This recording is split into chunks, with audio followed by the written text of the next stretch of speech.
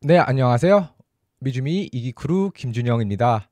오늘 장 시작 전까지 살펴볼 미국 증시 이슈 세 가지를 시작하도록 하겠습니다. 먼저 첫 번째 소식은 이제 트럼프 덤프가 될 수 있다라는 소식인데요. 이제 마켓워치 같은 경우는 이제 현재 이제 트럼프 랠리로 인해서 주가가 굉장히 이제 긍정적인 모습을 보이고 있지만 또 앞으로는 반대로 이제 트럼프 정부에서 좀 주가가 안 좋은 모습을 보일 수 있다며 조금 조심할 필요가 있다라는 소식을 전했습니다. 그러면 이렇게 좀 주가가 안 좋을 수 있는 이유에 대해서 세 가지 이유를 전했는데 이를 살펴보면 먼저 첫 번째 이유는 이제 실러 케이프 비율입니다. 이제 실러 케이프 비율이란 이제 회사 주가를 인플레이션을 고려하여 조정된 지난 10년간 회사 수익을 이제 10년간 회사 평균 수익으로 나눈 값으로 현재 이제 1929년에 있었던 대공황 당시 그리고 2008년에 있었던 이 서브프라임 모기지 사태로 인한 폭락 당시보다도 이 실러 케이프 비율이 높다라고 전하며 조금 이제 이런 밸류에이션과 관련해서 좀 부담이 된다라는 이런 첫 번째 이유가 있었고요. 두 번째 이유로는 이제 버핏 지수입니다. 이제 버핏 지수란 아마 많이들 들어보셨을 텐데 이제 미국 주식시장의 총 가치를 미국 GDP로 나눈 값으로 과거 버핏은 이 버핏 지표를 특정 순간에 기업 가치를 측정하는 가장 좋은 단일 척도라고 부른 적이 있습니다. 그런데 이러한 버핏 지수가 최근 50년 중에서 가장 높은 값을 지금 보이고 있기 때문에 또한 이 부분 역시도 좀 주의해야 할 필요가 있다. 현재 이제 너무 주가가 좀 많이 오른 부분이 있다라는 소식이고요. 세 번째 이유로는 이제 트럼프의 정책입니다. 트럼프의 정책은 기본적으로 이제 관세와 그리고 이제 감세로 많이 대변이 되는데 이 트럼프의 관세 자체가 지금 현재 미국의 어떤 무역 파트너들과 마찰을 일으킬 수 있고 심지어 이제 불안정을 좀 초래할 수도 있는데 미국의 근로자 중에서 3분의 1은 무역에 의존하는 모습을 보이고 있고 실제 2021년 실시된 연구에 따르면 트럼프의 관세로 인해 미국에서 약 25만 개의 일자리가 사라졌다며 이렇게 이 트럼프의 관세 정책이 좀 미국 경제에 부정적인 영향을 미칠 수 있음을 시사했습니다. 또한 트럼프 정부가 이제 계속해서 정부의 규모를 좀 축소하면서 이제 비용을 줄이겠다라고 했지만 이미 이제 연방 정부는 계속해서 좀 일부 비용 정확하게 하면 인력이 좀 줄어들고 있는 추세였습니다.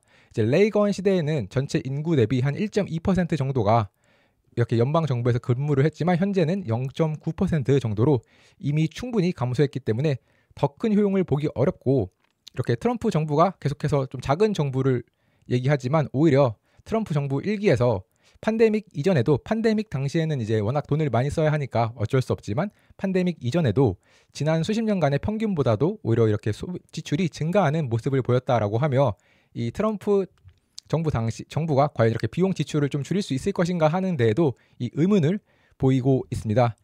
그러다 보니까 이 세 가지 이유로 인해서 이제 트럼프의 정책과 관련해서도 좀 조심할 필요가 있다. 이 트럼프 랠리에 대해서 좀 조심하자라는 소식이 있었고요. 다만 이 트럼프 정책과 관련해서 조금 더 살펴보면 이 웰스파고 같은 경우는 이렇게 선거 공약에 근거한 투자의 위험성을 좀 지적하는 모습을 보였는데요.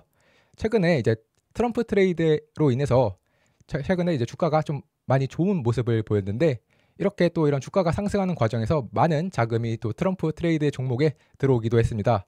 그런데 과거 트럼프 정부나 아니면 현재까지 있는 이 바이든 정부에서 선거 공약에 따라 투자했을 때 좀 주가가 최종적으로는 좋지 못한 모습을 보였다며 투자에 좀 신중해야 한다라고 전했는데요. 현재 이 아래에 보시고 계시는 표는 트럼프 정부와 그리고 바이든 정부에서 이런 정책 수혜주로 주목을 받았던 이런 섹터들의 수익률입니다. 실제로 보시면 이제 트럼프 정부 당시에서는 이렇게 메이크 아메리카 그레이트 어게인을 외치면서 미국의 전반적인 내수도 좀 좋아지며 이제 소형주들이 좀 좋아지지 않을까, 이 스몰캡이 좋아지지 않을까 하는 기대감이 있었고 또 트럼프라는 사람 자체가 부동산 업자다 보니까 부동산 섹터가 좋아질 것이다 하는 기대감, 그리고 트럼프 자체가 워낙 전통적인 에너지 산업을 중시 여기기 때문에 이 에너지 섹터가 좋아질 것이다 라고 하며 이 세 가지 섹터에 대해서 긍정적인 어떤 시각이 있었습니다.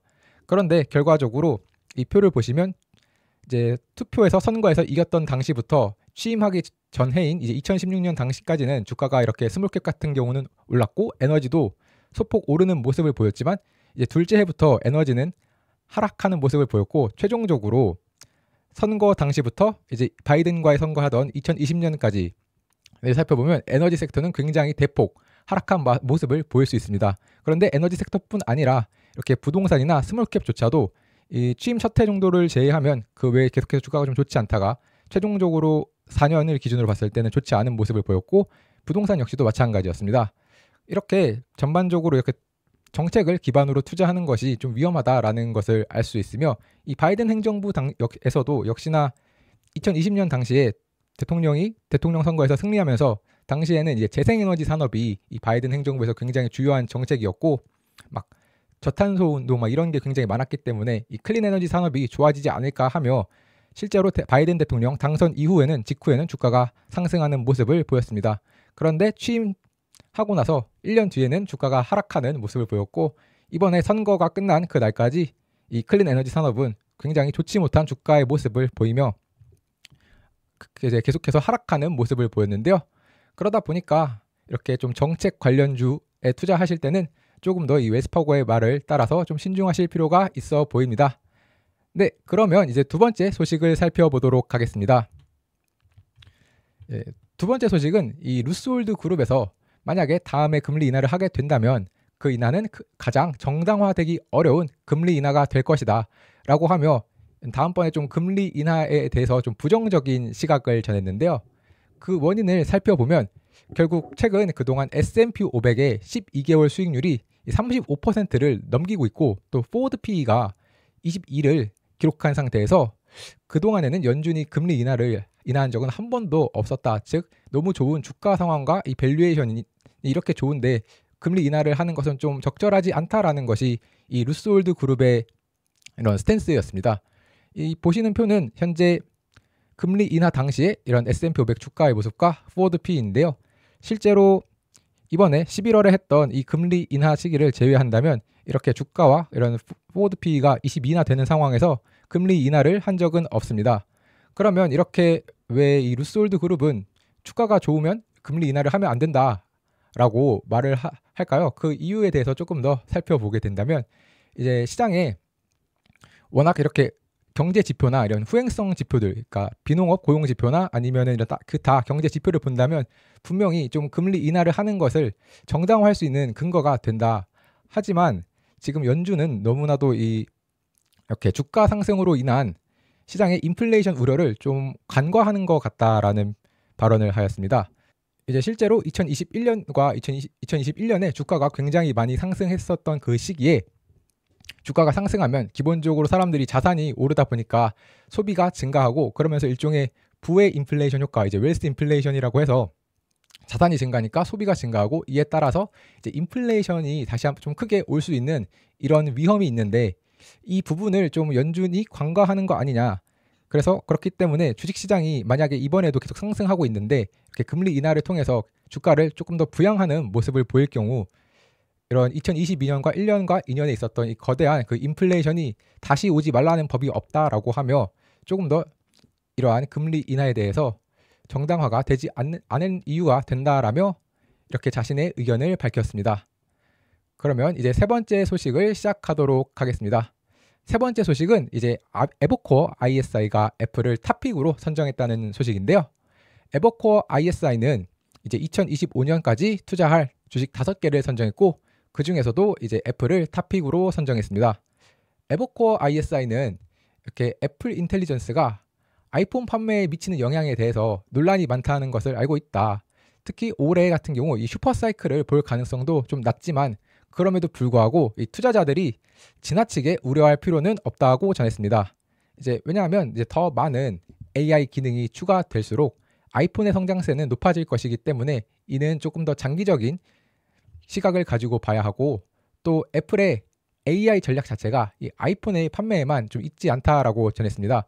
왜냐하면 이 아이폰은 기본적으로 이 소프트웨어 생태계도 있지만 이 거대한 하드웨어가 많이 깔려 있는 상태에서 있는 소프트웨어와 하드웨어가 결합된 강한 생태계이기 때문에 타사가 다른 회사들이 이제 AI를 발전시키게 된다면 그것을 이렇게 아이폰 혹은 이런 애플 생태계에 있는 여러 하드웨어나 소프트웨어에 넣음으로 인해서 수익을 창출할 수 있는 것이 애플이 가지고 있는 강한 능력이고, 이것은 다른 메가캡들, 이런 하이퍼 스케일러들이나 아니면 뭐 메타 같은 경우도 계속해서 이렇게 지출, 즉 이런 인프라 지출을 많이 하게 되는데, 애플은 그렇게까지 많은 설비 투자가 없이도 AI로 인한 수익을 거둘 수 있다라고 전하며 투자 의견 아웃퍼폼과 목표가 $250를 제시하였습니다.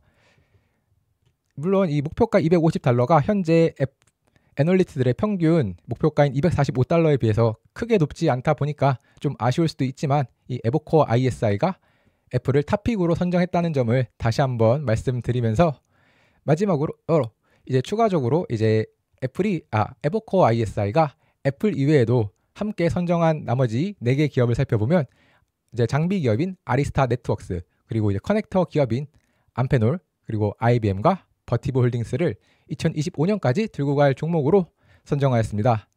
네, 그러면 이제 오늘 알아보았던 이 3가지 소식. 첫 번째는 이제 트럼프 덤프가 될 수 있다라는 소식. 두 번째 소식으로는 만약에 다음 금리 인하를 한다면 그것은 가장 정당화되지 못하는 금리 인하가 될 것이다라는 소식. 그다음 세 번째 소식으로는 이 에버코어 ISI가 애플을 탑픽으로 선정했다는 소식까지 알아보았습니다. 네, 그러면 이상으로 오늘 장 시작 전까지 살펴볼 3가지 뉴스를 마치도록 하겠습니다. 감사합니다.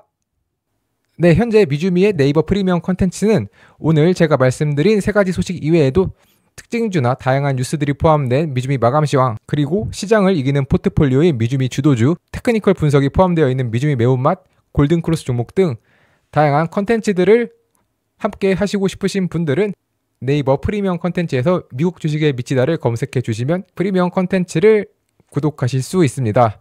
네, 구독 방법은 네이버 검색창에 네이버 프리미엄 콘텐츠 미국 주식의 미치다를 검색하시면 이렇게 네이버 프리미엄 콘텐츠가 나오는데요. 이걸 다시 한번 클릭하시면 이런 화면과 함께 오른쪽 상단에 구독하기 버튼이 있으니 이 버튼을 통해서 하실 수 있습니다. 또한 제 영상을 보시고 구독을 하시는 분들은